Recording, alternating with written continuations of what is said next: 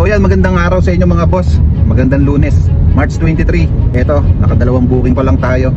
Sa mga hindi pala nakakaalam dyan mga boss, baka mamaya hindi nyo biyahe lang kayo ng biyahe, hindi nyo alam to, sayang din tong fuel subsidy na ipamimigay, At dahil naglabas na nga ng listahan ang DSWD sa mga makakukuha ng fuel subsidy, sa isang kalungkutan, hindi ako kasama. Pero okay lang, ganun talaga. Hindi naman siguro lahat makakakuha, pero mas maganda sana kung lahat, Kasi syempre, ang mahal ng gasolina, tapos yan ang isa sa inaasahan natin, tapos hindi pa tayo makakasama.